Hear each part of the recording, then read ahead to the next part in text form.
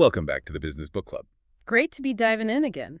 Today we're tackling a book that's, well, pretty essential for anyone trying to make smart moves in business or, frankly, anywhere complex. It's Good Strategy, Bad Strategy by Richard Rumelt. Oh yeah, this one's a classic. It really cuts through all the fluff, you know. So much stuff gets called strategy these days. Exactly. And Rumelt gives you this really clear framework to see what's actually effective versus what's just not. And crucially, how to build one that works. Right.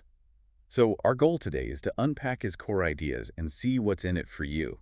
How can you use this stuff? Let's do it. Okay, so Rumelt kicks off by saying good strategy isn't just like having big dreams or a mission statement. Right? No, definitely not. I mean, those are fine, maybe motivating, but they aren't the strategy itself. He argues good strategy has a specific structure, a logic to it. He calls it the kernel, yeah. The kernel, exactly, like the hard center of it all. The essential bit. Yeah. And this kernel, it has 3 core elements. They absolutely have to work together.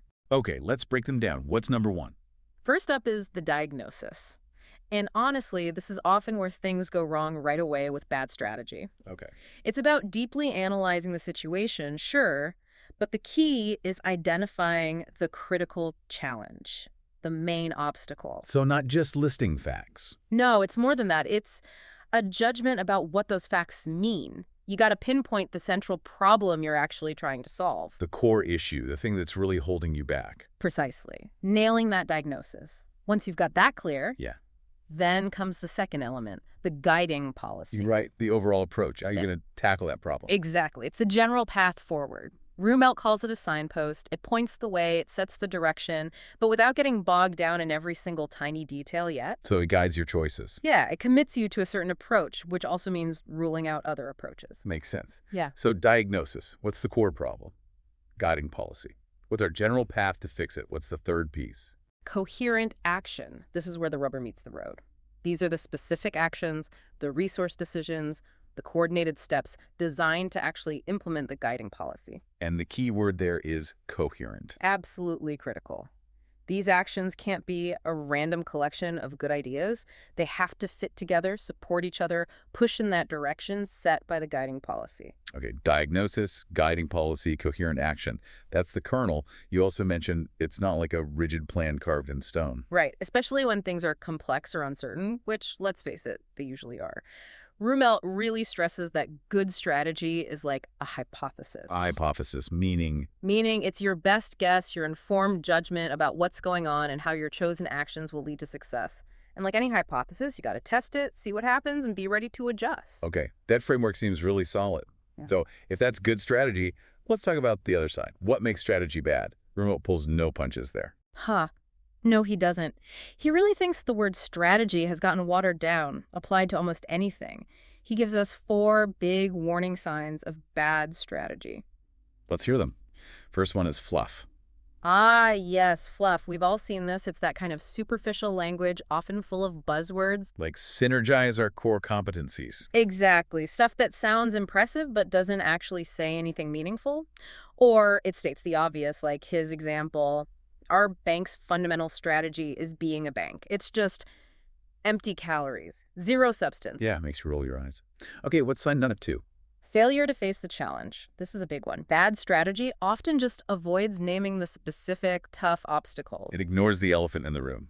Pretty much. It might set some nice goals, but there's this huge disconnect because the real problem, the difficult thing standing in the way, isn't even acknowledged, let alone diagnosed. So you can't solve a problem you won't admit you have. Bingo. Which leads right into the next one, which he says is maybe the most common problem, mistaking goals for strategy. Ah, okay. Explain that. This happens all the time. People set ambitious goals, will double our market share or be number 1, and they call that the strategy. But that's just the destination, right? Not the map of how to get there. Exactly. A goal is what you want. Strategy is the how. It's the coherent approach, the plan, the set of actions you'll take to actually achieve that goal. Just wishing for it isn't a strategy. Got it. And the fourth sign? Bad strategic objectives. So these are the specific aims or steps within the supposed strategy. They're bad if they're, well, impossible or totally irrelevant to the challenge you're facing, or maybe just a jumbled mess of unrelated things. He calls it a dog's dinner of objectives. That's the phrase. Just a random pile of stuff that doesn't connect or make sense together. That paints a picture. And he's not a fan of those fill-in-the-blank strategy templates either. No, because they often encourage this kind of bad strategy. You fill in the boxes for vision, mission, goals, strategies, but without the hard thinking required for a proper diagnosis and guiding policy. You end up with a document that looks strategic but is probably full of fluff, avoids the real issues, mistakes goals for plans, and has that dog's dinner list of objectives. The illusion of strategy. Exactly. It bypasses the actual strategic thinking. Okay, so if we manage to avoid those pitfalls and we build that solid kernel diagnosis, guiding policy, coherent action, how does that strategy actually create power? How does it make a difference? Now we get into the sources of power.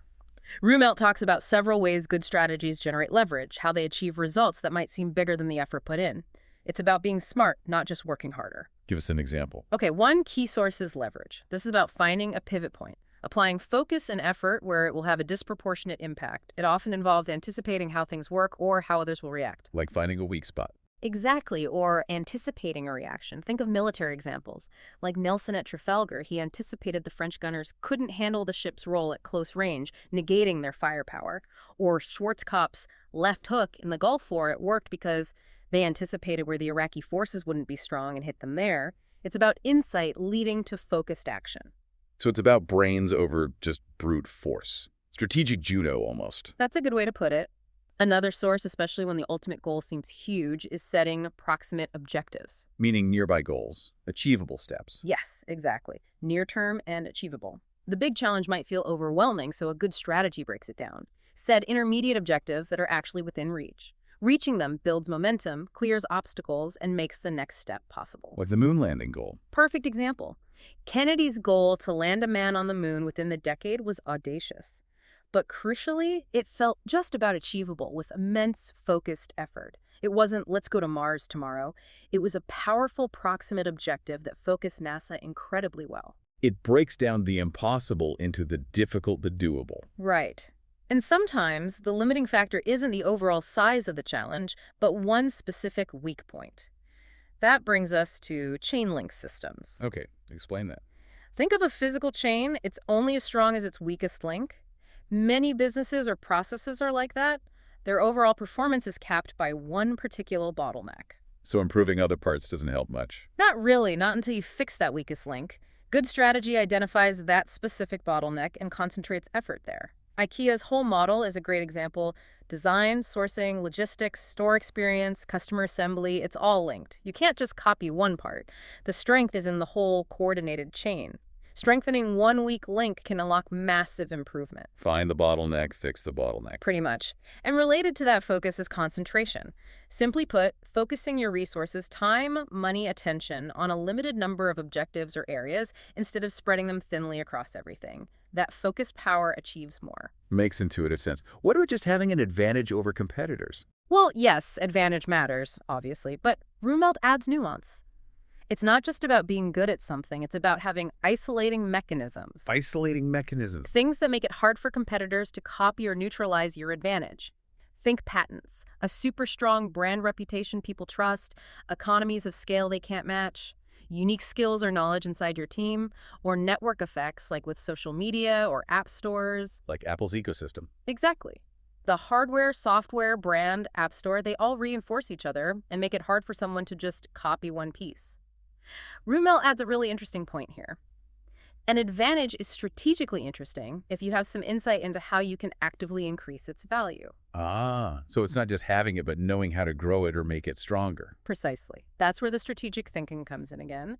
And sometimes power comes from recognizing bigger shifts happening around you, what he calls waves of change. Like technology shifts or market trends. Yeah, or regulatory changes, demographics, anything major that reshapes the landscape. Identifying these waves early and figuring out how to ride them rather than getting crushed by them. Think about how Cisco rode the wave of network infrastructure or NVIDIA with GPUs. Newspapers, on the other hand, are grappling with the wave of digital disruption. So spotting the trend and positioning yourself accordingly. Right. And finally, there's anticipation. This is about thinking ahead, predicting, or even influencing what rivals, customers, or the market might do next. Like Toyota getting into hybrids early. Good example. They anticipated growing pressure on fuel economy. Rumelt also uses more complex historical examples to show the danger of failing to anticipate.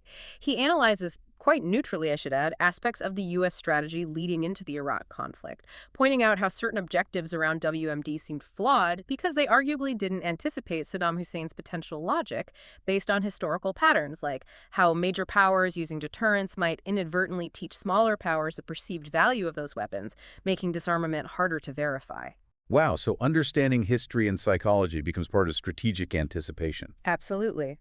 It shows that strategy isn't just about business models. It's deeply connected to understanding human behavior and context, which underscores his point that effective strategy requires real thinking and judgment. It's not a paint-by-numbers exercise. Not at all. That diagnosis step, that's pure judgment, interpreting facts, seeing patterns, deciding what really matters. It's not just crunching data. As we have biases that get in the way. Oh, definitely. He talks about things like the inside view, getting so caught up in the specifics of your situation, you ignore what usually happens in similar cases, the outside view, or social herding, just doing what everyone else is doing. Like in the 2008 financial crisis. Exactly. He uses that as a prime example where lots of smart people got caught up in the inside view and herd mentality, ignoring historical parallels of asset bubbles. Recognizing our own biases is a huge step towards better judgment. So how do you get better at this? How do you practice judgment? Well, Rumelt suggests you can, like a craftsperson honing their skill. Using the Kernel framework consciously helps structure your thinking, asking tough, clarifying questions. Always treating your strategy as that hypothesis to be tested. I liked his idea of using a mental panel of experts. Yeah, thinking, how would so-and-so approach this? It forces different perspectives. And sometimes it's surprisingly simple. Like the old Andrew Carnegie story, just making a list of the most important things and focusing on them one by one. It sounds basic, but that focus is strategic. Cut through the noise, focus on what counts. That's a huge part of it. And that focus, that choice to do these things, means choosing not to do other things. And that can be really hard inside organizations. Because people resist change. Exactly. He talks about inertia, just the difficulty of changing course and entropy, the tendency for things to get messy and drift. Organizations build up routines, commitments, comfort zones. Implementing a new strategy, even a brilliant one, often means fighting against that internal resistance. It takes leadership to push it through. Absolutely. Real commitment to make those choices stick. Okay, this has been incredibly insightful. Let's try to bring it all home. What does this deep dive into good strategy, bad strategy really mean for you, the listener, trying to navigate your own world? Right, the practical takeaways. First, really try using that Kernel framework on your own challenges. Can you honestly state, what's my core diagnosis? Okay. What's my guiding policy? And what are the specific coherent actions I'm taking? If you struggle to answer that clearly, your strategy probably needs work. Okay, step 1, apply the kernel. Step 2. Step 2, be brutally honest about spotting bad strategy. Look at your current plans or thinking. Is there fluff? Are you maybe avoiding the really tough challenge? Are you just listing goals and calling it a plan? Are your objectives that dog's dinner? Acknowledge what's not working. Be your own critic. Third, Actively look for those sources of power in your specific context. Where can you find leverage? Is there a chain link bottleneck you can fix? Can you set some achievable proximate objectives to build momentum? What's your real advantage? And crucially, how can you grow it? Are there waves of change you can ride? Can you anticipate competitors better? find your power sources. And finally, Actively work on your judgment. Remember, strategy is a hypothesis. Test it. Challenge your own assumptions and biases. Are you stuck in the inside view? Practice diagnosing situations. And don't underestimate the power of simple focus, identifying the truly important things. so the big question to ask yourself is, do I have a real plan to overcome a specific challenge or just a wish list? That sums it up pretty well. We really hope this exploration has given you some powerful new tools and ways to think about your own strategy. If you found this helpful, definitely subscribe to the Business Book Club for more deep dives like this one. And maybe one last thought to chew on, building on that hypothesis idea. If your strategy is a hypothesis, what's the most important experiment you're running right now to see if it's actually valid? Now, that's a wrap for this episode of the Business Book Club. If you enjoyed the ride, make sure to subscribe so you'll never miss our next deep dive. Got a favorite business book you'd love us to explore? Let us know. We're always up for a good read. And hey, don't keep all these insights to yourself. Share this episode with a fellow book lover or your work buddy who's always looking to level up. Until next time, keep learning, keep growing, and we'll see you in the next episode.